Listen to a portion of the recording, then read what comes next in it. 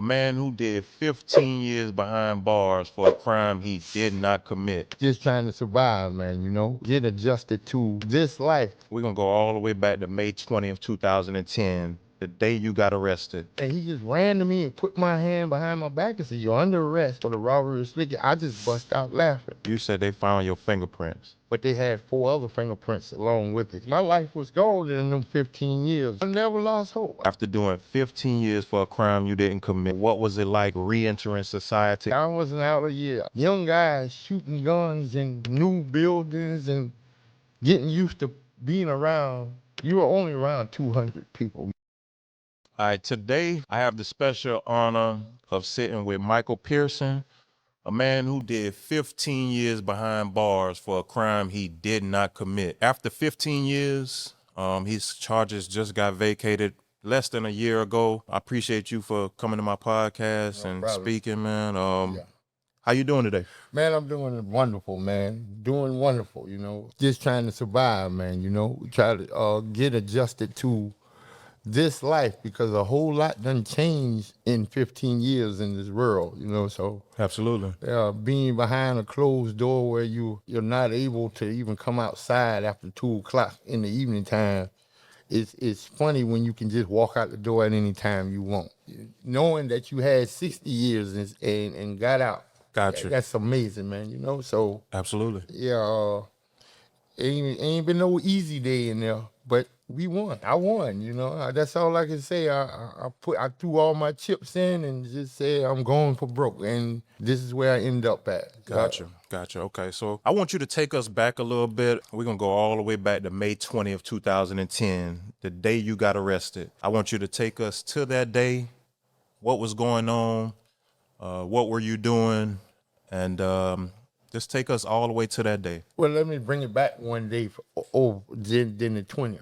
On the 19th, these guys pulled up. I was at the child support office. They wrote me a letter to come take a blood test for my son. I went up there, and when I got out of the child support office, I seen a truck sitting at the stop sign. And this truck pulled up to me, and he introduced himself as Kenneth Clark. He was the police. He was a detective an investigator for the Clarendon County Sheriff Office. What he told me, he was like, somebody told me that your friend did a crime, and we just want to know what you what you know about it. And I said, man, I don't know what you're talking about. And then he told me that my friend was spending a lot of money, and somebody reported that he was the one who robbed this man, and they said you were with him. And I told them, I don't know what you're talking about, but I'm fit to go. And so when I left, I went and I saw this friend that they was talking about, and I told him what was going on. And he was like, man, is you crazy? That day passed. Then the next day came. I got up that morning.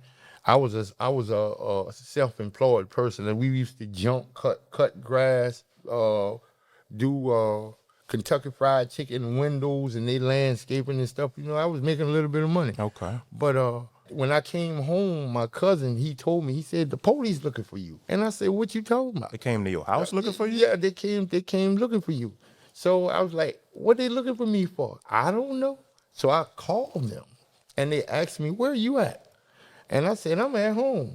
So he pulled up in the yard, Kenneth Clark and Lynn Ham. So Kenneth Clark jumped out the truck, and he just ran to me and put my hand behind my back and said, you're under arrest for the robbery of liquor. I just bust out laughing. And they were saying, what you laughing at? I said, because you practicing on me. So we went down the sheriff's office, and they put me in the interrogation room. And they was asking me all these questions. Me being innocent, I'm telling them the truth. I don't know what you people talking about. So they just keep talking and talking.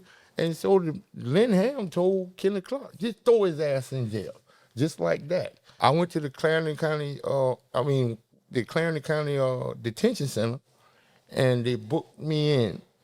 And I stayed 2 years of my life in the county jailhouse. The first couple of months, I didn't know what was going on. Then on like 2 to 3 months later, they found the speller that they called my codefendant, and they brought him in. So they had to keep us separated in the county jail. So I never met the guy like that. Never talked to him, didn't know what he looked like.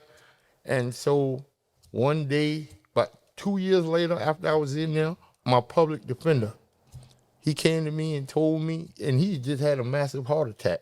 And they put him to defend me in a courtroom when the judge was steady telling him to speak up. We can't hear you. So he didn't do no objections for me, nothing. But they threw me in court with this young guy. And What was his name? Victor Weldon. No, the lawyer. Harry DeVoe. Okay, that was the co-defendant. That was the public defender. Okay. When we got in there, he was steady telling me, just take this 15 years, just get it on out the way. I said, oh, man, I'm not pleading to nothing I didn't do. So he was saying, well, we going to trial. I said, well, tell him to crank the bus up then. We went to trial. It was 5 days of them grilling my co-defendant. Mm-hmm. And every now and then they'll throw in the part about my fingerprint being on the back of the truck. They all found at the end of the day, we started on a Monday, we got on that Friday, they came in and they said, we already came up with, they'd been in there probably 15 minutes. The jury? Yeah, the jury, they'd been in there probably about 15 minutes. They called us back in and they found both of us guilty. Well, man, we got to get this straight, man. I don't know what y'all talking about. So I got to do 60 years. So they come and put the handcuffs on me. They got rid of me the next day. Me and him, they shipped us out of Clarendon County and sent us to Kirkland. Yeah, before you go that far, you said they found your fingerprints. Right, they found not just my fingerprint, they found a fingerprint that they said was mine, but they had 4 other fingerprints along with it. On the victim's Car. Car? I mean, El Camino truck, car. Yeah. And that was the only evidence they had on you? That's the only thing that, and me saying that I don't know who the guy is, and some other stuff. The fella got up on stand and lied on me. So somebody got on the stand and testified that you were? No, he testified saying that I knew where the guy lived. See, I didn't know where the victim lived. Right. The guy that got on the stand, I used to help him off and on, you know. Yeah. He got on the stand and said, well, he has to know where this guy lived at because I took him to the man house. He never took me to that man house. You know, I only worked with him probably about twice. And I know the places that I went, and it was not a golf course. So now they ran my fingerprints through AFIS. I'm not proud of this, but this is a fight on with my defense right now. Yeah. The AFIS machine came back with negative results, and I got out of prison in 2007. Can you tell them what that means? AFIS, automated fingerprint system. They ran it through there, and they came back with negative results. So I'm sitting there reading the papers, and they said Article 2.1 is a palm print. It is recommended. Get the palm print of the person belonging to the thumb. That came back with negative results. It's not mine. So you found this out during the trial or after the trial? After the trial, because like I said, the public defender I had, all he wanted to talk about was fishing.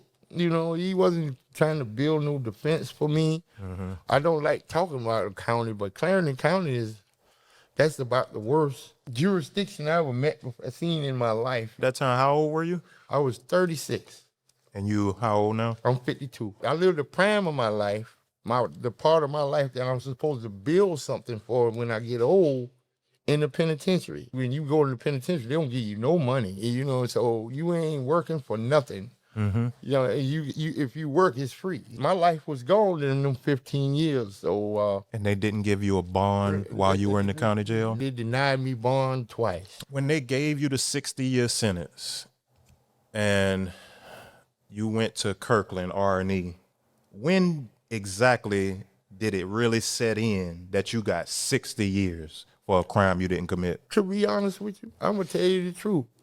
The whole 15 years I was in there. I mean, really? Yeah, I knew. You never lost hope? I never lost hope. I knew that if I send my story I was even thinking about writing Dateline or something like that, you know, in order for them to hear my story, you know, right. Because there's no way. I'm looking at these law books, and they said my fingerprint was on a car, a movable vehicle, anything can tag. That's just like somebody walking in McDonald's and you're standing there and this person robbed McDonald's and you had your hands on the counter. Mm-hmm. And when they came and do the dusting of the fingerprints, they found your fingerprints.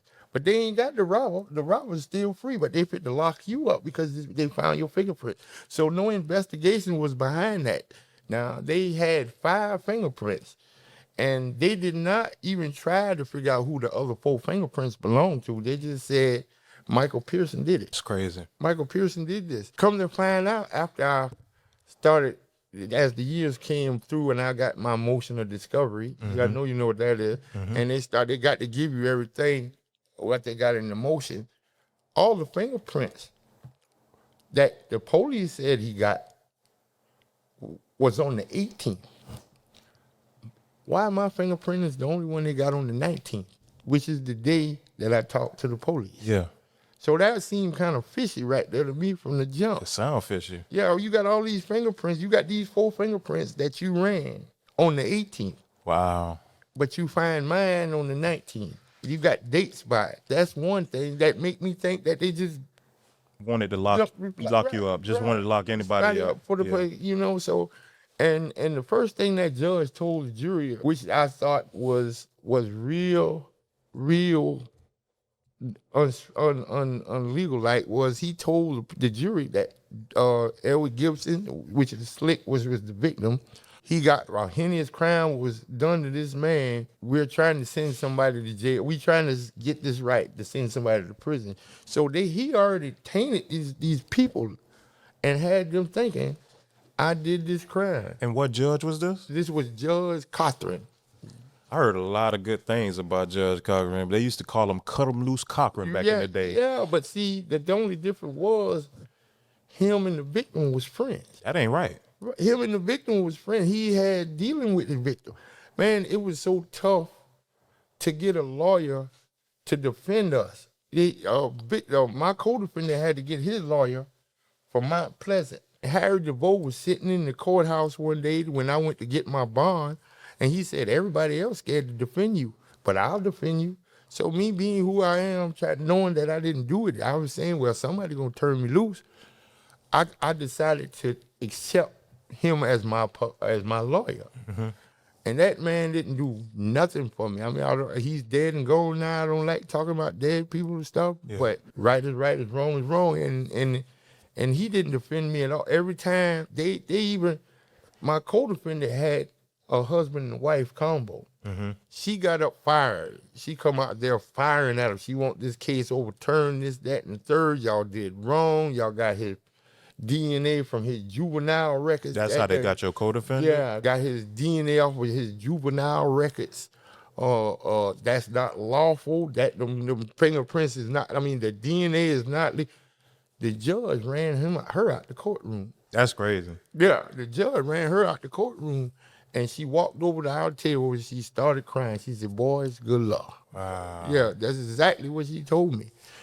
Now take us into, like, while you were going through your time, as the months turned into years, how was you feeling? Because I know how prison time can be.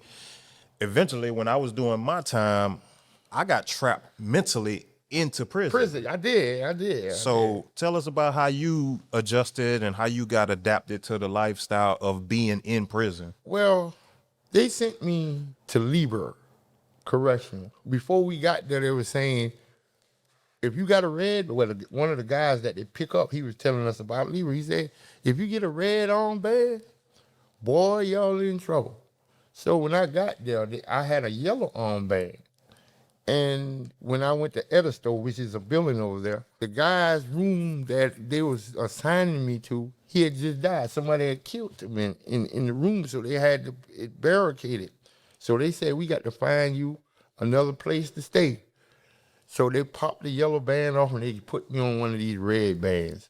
This is, I've never been in there. When I walked in there, you could see the gloom in there. It was. I know what you're talking about. Yeah, you could see the gloom. When I got in there, they was eating biscuits and eggs. 2 biscuits and an egg. They was locked up and they had to eat biscuit and eggs, and then you come out for lunch, and then you locked down for dinner.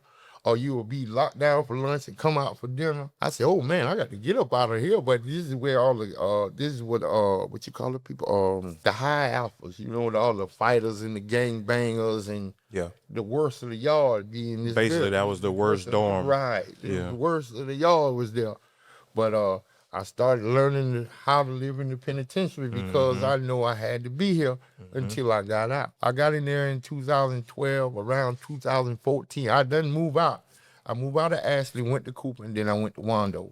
Wando was a pretty good dorm. A bunch of older guys trying to do good and keep the guys right. But I got to Wando. The 2 years passed by, and one day I came in because I used to work in the kitchen. I came in from the work in the kitchen, and the guy just yelled. He was like, my nickname is Foots, you know, and so he was like, congratulations, Foots, you beat him, you fit to go. So I'm looking at him like, what are you talking about? He was like, man, your name on the computer, your case has been overturned. So I got up. I said, I told my CO, I was like, I got to go to the kitchen. At that time, everybody on the yard, them 2 years, everybody on the yard knew me because the kitchen workers go everywhere. So she was like, what you going? I said, I'm going to the law library. So when I got to the law library, them guys start clapping their hands and stuff. You know? So this is 2014. So I got in there, and they pulled it up on the computer. There sure it is, direct appeal. They overturned my sentence, and they had to go through the Supreme Court. And who put that appeal process in? You or? Even though he did nothing the for public me, defender. The public defender put it in.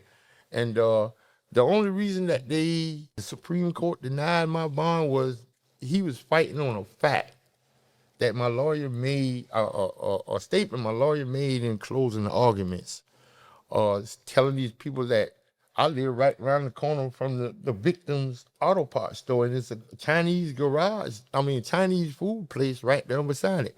And he's literally living right there, but they said that it wasn't made during the trial. You made it during closing arguments, so therefore that's not a part of the trial. So the appellate court had to rewrite it, and the Supreme Court denied it, gave me all my time back in 2016. So I said, oh boy, what I got to do now? Now, how did that feel when you fought for it, they reversed it, and then in 2016 they gave you your time back? How did that feel? Well, I was disappointed. I'm gonna tell you the truth, but in my mind, you might call me a little crazy. In my mind, I still said I'm gonna get out of here. I went through the PCR stage, and I went down to Sumter County to argue my PCR case. And I'm telling her what the lawyer was doing. He had a massive heart attack.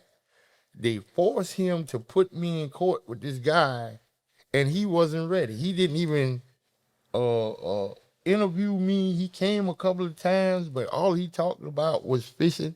And don't you know, my lawyer, the public defender, got up there and told her if I would have taken it the way he was telling me, because I'm telling him in the court what to do, but he never did it. He said, because they got tapes. They got real live video tapes, DVDs, not tapes, DVDs, where on 3 of them were different women telling them who did this crime. And I wasn't mentioned. Wow. The girls were saying that they were sitting in my shop bragging about what they did. And after they found that out, my lawyer, when me and my lawyer was sitting in the court in the little room right back while we was going through trial, he actually leaned back and said, "This is enough to let you get free." But he never introduced it to the courts. And this was during the trial? This was during the trial. He knew this? I came in and he said, "I want you to watch this." He put it in his little laptop and he started playing. I know her name, but I don't think I should bring it out. It's okay. But she was saying, she was breaking down, crying. Boo, her mama was there too. Her mama told her, "Go ahead and tell her." So she started telling the story about what he was doing. And the police said, "Why you won't come in?" Because she said, "Them guys might hurt me." And when she was talking about that, she named one of the co-defendants? Yeah, she didn't even name the co-defendant. I'm going to be honest with you. She didn't even, she named some people. Yeah. She didn't even name the co-defendant. But she named somebody close to the codefendant. I got you. I'm looking at him, he said, this is enough to get you free right here. So I'm smiling in the court. Yeah. Knowing, I know I ain't do it. Yeah. You know what I'm saying? And then he took that tape out, CD out, and put another CD in. And this girl was actually telling him, let me take you where they at. Yeah. I'm going to take you where they at. I'm going to show you what they're doing. Yeah. You know what I'm saying? And then then he took that tape out and put another tape in. Another girl started telling them how they've been. That's the one was bragging about. They came up in my club bragging about what they was doing. So this guy, I'm looking at him. What are you gonna do? So now I'm doing. He told me not to do. Go on. It's their problem with trying to prove me guilty. You know what I'm saying? It's their burden to prove me guilty. And he said, don't get on the stand, not knowing that if I didn't get on that stand, them DVDs would never play. Right. You know what I'm saying? So in my mind, I'm thinking he working with them too. You know? Yeah. So I mean, they just trying to get a conviction and get you out of the way. So I started explaining this. I got to my last remedy. I went through the United States Supreme Court. They denied me because once you get into to the United States, you got to do your own paperwork. I'm not a lawyer savage. You know, I don't know nothing about no legal work. I've been trying, but I didn't know. All I knew was the truth. Yeah. So one day I'm sitting in the matter of fact, I didn't even see it. I walked in to the building, and the guy said, Foots, there's a little ad on the tablet saying something about the North Carolina Center on Actual Innocence, and this, that, and the third. So I said, well, I'm gonna go ahead and get in touch with these people. And I got in touch with them. I wrote them a application. I wrote the lady and started explaining to her what was going on. Now, during this time, I'm sitting in my room. The CO came that night and told my roommate he had a transportation trip. The next morning came and she got up. She said, Foot, you ain't ready yet? I said, what you talking about? She said, you got a transportation trip? I said, no, you told him he had a transportation. She said, boy, get your behind up and get ready to go. Yeah. So when I got to the operations, they say, you going to Manning. I said, oh, boy. And that was where you got convicted at? Yes, yeah. So I said, oh, boy, what these people want with me. So when I got into Manning, it was a white guy sitting at a table. But my mind wasn't on him. My mind was on the police, Killer Clark, the one that locked me up, and I went off on him. You know what I mean? I ain't mean that. I was like, you know I ain't did this, but you ain't saying that. So the white guy, he was, at the time I didn't know, he was the solicitor's investigator. So when he see me started getting kind of heated, he was like, ho. My name is such and such, and your co-defendant made a statement. And what year was this? This was 2000, what I got in, 2023. Okay, he said, your co-defendant made a statement, but it's up to us to believe it. And he said, your co-defendant went and told us that him and some other people did this crime, but your name wasn't mentioned. And I said, because at the time, with my thoughts, with how they was doing me, I didn't think he had nothing to do with it either. You understand? So I was like, he said he did it. He was like, yeah. And he said, you had nothing to do with it. I said, I was telling y'all that a long time ago. I never met this guy before. I think I remember this because I think they showed a clip of, I don't know if it was on the news or I saw it online, but I think they videoed it. Right. And you got upset in there. Right. And you say, what am I even doing here? Brother, you got frustrated. Yeah. I saw it. Yeah, so he was, they sent me back to Evans. At this time, I done left Evans. I made my level 2. And I went to Evans down in Bennettsville. So I got the COs that took me down there. I thought they was getting ready to take the chains off me the way they was acting after the man made that statement. A year passed. I got in touch with the North Carolina Center Actual Innocence the year before.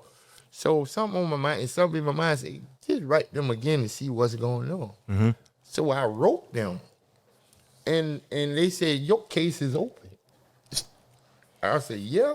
So I say about a week later, a guy named Jim Babs, which is the lawyer that represents North Carolina Center on Actual Innocence in South Carolina.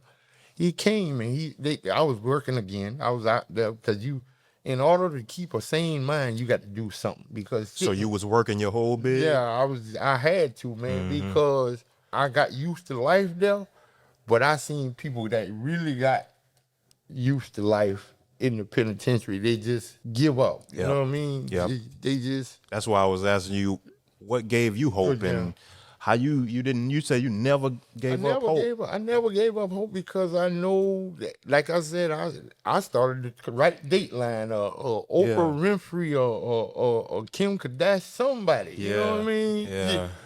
To get out of that penitentiary, man, because there's no way I'm gonna die in this place right here, and I ain't did nothing. You know what I mean? So when North Carolina Center on Actual Innocence asked me this, and when Jim Babs came, I told him, I said, I just left Clarendon County. And Clarendon County, it was months past, you know. But Clarendon County tell me my codefendant made a statement telling them that I ain't had nothing to do with this. So he was like, well, we ain't got your case yet, but we'll look into it. So when he left and went to North Carolina, I say about 2-3 days later, another investigator came.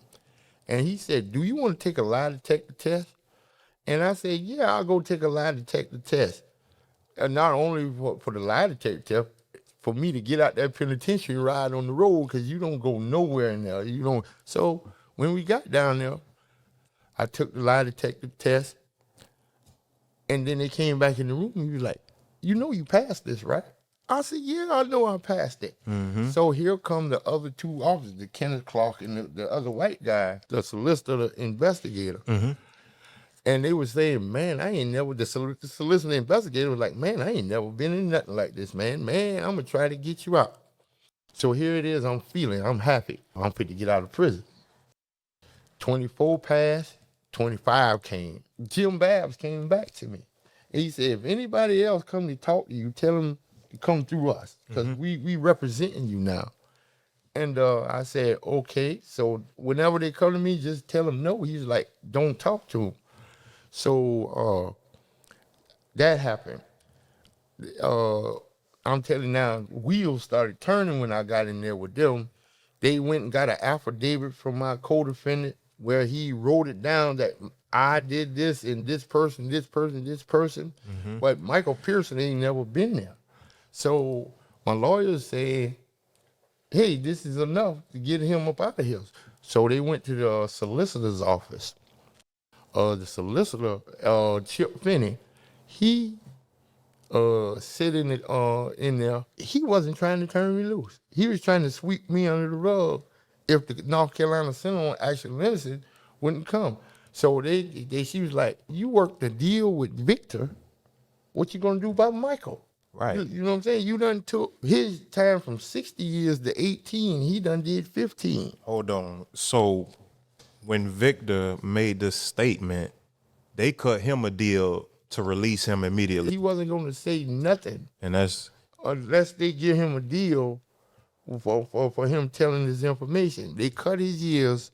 He did a couple more months. After that, he got out in November. So this doing 23. So he had to do a couple more years after that. But they took him off of level 3 and put him on a level 1 or something like that. I don't know how it went, but he got this time cut. So my lawyer, Christine Muma, she's the executive director of the North Carolina Center on Actual Innocence. She asked him, what are you going to do about Michael? So the solicitor told him, well, we'll cut him loose if he don't come back to Manning and he don't sue us. what? So my lawyer called me back here, because I'm telling you, once I got under the, once I got into the North Carolina Center's protection, they called me almost every other day. I was steady going to operations, getting their calls. Yeah. So she was like, Michael, they'll let you go right now. I said, okay. She said, but I don't like the conditions that they are offering you. She said, can you wait a little while back there? I said, I'm here now. She said, do you want to go home? I said, yeah, I want to go home. She said, do you want to get justice over the wrongness that was done to you. And I said, yeah. And she said, well, that's when she informed me. The people said that not to come back to Manning and not to sue anybody in the part of the family or the state. So she thought that was illegal. So she took that to the attorney general. And they said, this is what this man said. They have that documented? Right. Okay. See, it's on YouTube, objections. Okay. Queen City Objections, WIS News, they all got it on there. Okay. But she said, this isn't right. This isn't illegal. This is why you gonna let an innocent man sit in the jailhouse until he signed a paper saying that he ain't gonna sue you or he ain't gonna mess with the family and him not coming back to Manning? That's not constitutionally right. Let me get this straight, man. Let me get some understanding. So your co-defendant, Victor Weldon, made a statement, cleared you. They worked a deal out with him. Right. And was rather you just sit until you worked under the terms that they want to work under. In their mind, since I've been in, I didn't know what was going on that side. Right. You see what I'm saying? So Right. I'm sitting in the blind. Right. So once I did hear this, the investigator brought me in and told me this. I was like, wow. I'm not wow. I was like, boy, I'm fit to go home. Boy, I'm fit to go home. Like I said, the 24 passed, then 25 came. Last year. And this is how fast North Carolina Center on Actual Innocence moved. She came up in there. I mean, I don't know what she did. I don't know how their laws are in North Carolina, but she must be pulled. She pulls weight because I didn't get none of her other lawyers. I got her. And she said she made them find a special judge to come out another circuit to come over my case because the victim was a big time guy. You know what I'm saying? He owned houses, land, stores, post office in his building. So he's well known in the Manning area. Clarendon County or something. You know what I mean? So, and elsewhere because he was a professional dirt race car driver. Okay. So he was famous around. So she was like, they brought her a Hood, that's his name, Judge Hood, from someplace next to mountains. Greenville? Yeah, somewhere out there. Okay. And he came in, and Chip Finney came up there and started with his saying a heinous crime was done to this family. The judge stopped him in mid-sentence. Sir, we know about him, but a heinous crime was done to that young man right there. So that kind of opened my eyes up. I leaned back in the chair and I watched him. So he was like, 15 years of this man's life was taken, and he's innocent. What do you think about that? So Chip Finney, he froze right there. So my lawyer got up, and my lawyer blasted him. I mean, not him. She just blasted Clarendon County laws, their judicial system off the top. No investigation, no background. You go by a confidential informant is the person that got me. You know what I mean? Put me in this situation. He went up there. Come to find out, he went up there and told the police that me and one of the friends that I hung with been going around spending a lot of money, and they had to be the persons that robbed this man. Okay. So what month was that last year when you got out? I got out in August. October? August the 28th. So August you got out after doing 15 years for a crime you didn't commit. Can you tell us about how or what was it like re-entering society after doing 15 years? Because I did 12 and a half years. I did 12 years, 9 months for crimes I committed. Right. You did 15 years solid. Right. For a crime you didn't commit. How was it re-entering society? Like what struggles you faced and still facing right now? Because it ain't even been a year yet. Right. I wasn't out a year. This re-entry is different. You know what I'm saying? 15 years ago, it wasn't a lot of violence. It was violence, but it's a whole lot of young guys shooting guns and the prices of everything went up, and new buildings, and getting used to being around people. Where I was at, you were only around 200 people, you know what I mean? The people in the building, because we would control movements. So we had to come out with our dorms and our dorms only. We didn't mingle with the other dorms. So getting used to being able to walk in the store. Right now, the North Carolina Center of Actual Innocence is pretty much doing everything for me now. Yeah, I had, it probably was got in the penitentiary, my feet, taking them showers in them Showers. shoes Yeah. and messed my feet up. I turned around, I went to the hospital about 2 months ago. I had blood clots in my lungs. Wow. So she told me not to work. My lawyer, well, she didn't tell me not to work, but she said you got to get your health issues done before you can do this and that. So they was helping me along the way, but it's still, I think I still got a little bit of the penitentiary in me. Of course. Because once I see a bunch of people coming around, I shy off. You know what I mean? I don't. You sound like me. When I go in Walmart, and it's crowded in a lane in one aisle, I got to get up out of there. Yeah, I'm still messed up. And I've been gone for 2 years. So you did say the North Carolina Innocence Project, they are helping you through this reentry process and stuff like that. What other people helping you? Family members, friends? Yeah, my family is too, but Yeah. I'm trying to get used to taking care. Well, I did it in there too, taking care of myself. I didn't see my family members like that them whole 15 years. I know. So it was kind of, because in my mind, I really think some of them thought I did this. You know what I mean? Because of my backtrack. You know what I mean? Because Yeah. I ain't a good boy. You know what I mean? I understand. I done went to prison before, but I didn't. The thing about this is I didn't do that. They didn't know, so I can't blame them for the way they feel, because they say that you put yourself in this predicament. But all in all, I try to stay away from everything. You know what I mean? Try to stay away from getting too close. And just like you spoke to my lawyer earlier. She was like, she didn't want me around a bunch of people. So I'm here in Florence. Nobody know me. You know what I mean? Good. Nobody. I'm not looking for no friends. And I stay at the house or go get me something to eat. Or I'm from King Street, so I'll ride to King Street and see my brothers and come on back to Florence. And Tell me this real quick. And I know you met a lot of people back there. yeah. What advice you got for other people that's wrongfully convicted in prison right now? What I can tell them is one thing: don't give. If you know you innocent, you do everything possible to get your words out. You understand? So, because nobody gonna help a quiet mouth.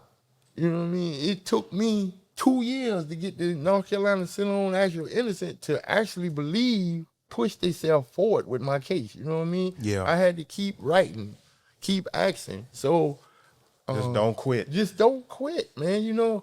Because you got a bunch, like I said, you got people in the penitentiary. You got people in the penitentiary who just lay down in their bunk, know that they ain't did it, but still, man, I got to do it anyway. I ain't got a couple more years left. Cause it get tiring, man, and it get to a point that when you back there, it's just like, I might as well just finish this time they done gave me. Right. But see, you don't understand the backlash about that. Right. All that stuff that you didn't do is on your record. Yep. You see what I'm saying? So You believe everything happened for a reason? I do. I'm be honest. I with believe that. God make everything happen for a reason. He You know? put certain people in certain struggles, and he bless everybody in different Right. ways, So I believe, Yeah. I don't know. I just met you today. It was hard like I told you before, hard for me to contact you. I chased you down. I went through family members, friends, comments, inbox. Swear to God. Hard to catch you, but I got you. You responded to me. Yeah. You did this interview and ain't charged me a dime. Right. And I appreciate that. That's good. And like I told you, I wanted to get your message out. You an innocent man. You ain't somebody who got the blurred lines of an innocent man. You innocent. Right. They know you innocent. Right. And my problem is solicitors, attorney generals, lawyers even, they all celebrate when they get it right. You know what? But when they get it wrong, they quiet. Yeah. My message is, y'all know y'all did this man wrong. Y'all made the first step right, make the second step right. Because entering society after 15 years, you was 36 when you got locked up. Right. You 52 now. Right now. Everybody can't survive that big gap like that and then right. re-enter society and be a successful citizen. I had just spoke to somebody and I told them, like, man, it's not easy being a successful citizen when you ain't got the right support system or the right layout. Right. You know, and I just, man. Yeah, without that, no, Ken, I'm gonna be honest with you, without the center's help, Yeah. I would be, man, these people getting me, trying to move me into an apartment house. Good. Give me, you see my truck, they bought that for me. She's funding my living, eating and everything, and I ain't got to work. So this center, these people, they just re-entry, but I got to do stuff for her too. Absolutely. You don't have to tell us all what you have to do, but yeah. I got to do stuff. Well, it's not for her, it's for me, but it's helping her. Absolutely. I mean, they get grants from people to operate because they don't get paid. They not funded by the government or nothing. Right. Yeah. So what they do is, I'm the first in South Carolina, I believe that's what she said, I heard. that got exonerated. Man, when that morning that they called me Tuesday, it was a Tuesday that they said I had to go up front. I got on the phone that Tuesday, and she and I got on the phone. She said, "Hey, Mike, how you doing? This is Jim." And then Chris was like, "Jim, can I tell him?" So she started talking, telling me what was going. She said, "You got a case, you got a court date Thursday." I said, "I got a court date Thursday." She was like, "Yeah," and I was like, "This is out of the blue." So I was like, "Court date Thursday." So at the end of the conversation, Jim threw it in there. "You might be going home." I said, "What?" He said, "You might be going home Thursday." So I was like, "Oh yeah," and I'm just standing there because I done got turned down before. I didn't want to get my hopes up, Yeah. and then get turned down again because I know how that felt. I was like, "Are you sure?" So that morning when they picked me up, when the CO came to my door that morning, she was like, "Pack up all your stuff, get rid of." She said, "I don't want nothing of yours in this room." Wow. I was like, I got to pack up because most of the time when we and most people in the going transportation, Or they shipping you to a different yard. Yep. You know what I'm saying? That you leave you leave, but if you don't get shipped to a different yard, they say this is just a run. You leave your stuff in the room, just put a couple of things in the green bag. So she done made me pack up everything, books and everything. So I'm like, what's going on? She was like, "You got a transportation trip," even though my lawyer done told me, but I couldn't believe this. She's like, "You going on a transportation trip?" I said, "Where I'm going?" She's like, I don't know, but you're leaving here." So when I got to Manning, the CO, he got out the truck and he just started taking chains off me. And I'm looking at him, and he pulled the chains. He went and get my box and my bag out the van, and he towed it over to the courtroom and threw it in a little downstairs thing that the Clarendon County have. And he looked at me, he said, "You have a nice life." He got back in the van and left. So I'm standing up in the courthouse parking lot looking, what's going on? So at this time, I never met my lawyer before. She had pulled in as we pulled in. And I'm looking at her, and she said, "You Michael?" I said, "Yes, ma'am, I'm Michael." She said, "I'm Chris. I'm your lawyer." She said, "I'll talk to you in a minute." So my other lawyer, Jim, he pulled up. We went upstairs. They had the police there. Chris came back. I sat in there about an hour. The sheriff's department was so scared. It was like, "You want to eat?" I was like, Trying to give you anything. "Yeah, you want to eat?" I was like, "Yeah, I want me a burger and some fries and a soda." Just bull jiving. Yeah, You know? they brought it to you though. Hello? We got Mr. Pearson down here. You want a burger? He talking to the mids or whatever he is in the sheriff office. Okay. He told me I'm gonna send it down there, and they brought me some food, and I was like, "God, what's going on?" So when I got in the courtroom, it shocked me. Where first Chris came in, Chris said, "Mike, you ain't got to say a word." This is the words she told me. She said, "You ain't got to say a word. You just sit in that chair and look at the judge. Sit up straight though." And that was the day that you got released? They turned me. When I got in there, the judge looked at me. He said, "Your sentence has been vacated." and you be setting you a bond at $50,000, a PR bond. PR bond. So they let you out basically. Right then. Right then. So I'm looking around, and my family, they was in there because they was telling them all to come, because I guess they knew I was going to be on the news. I didn't know all of this. Yeah. Come on, Mike. Come on, put on these clothes right here. So, because you fit to get in front of the camera. So I'm looking at her. So I put on these clothes and I walk outside. Everybody, out of the news people, a representative, House representative, and, Wow. and all these people saying this is a great tragedy, this and that and third. That got to be the best feeling in the world. Yeah, I'm telling you. So I'm looking at them and I'm looking at my family. So I'm looking back at my lawyer and I was like, what's going on? Do I have to come back to court? She said, we don't know yet. But if you do got to go back to court, we got you.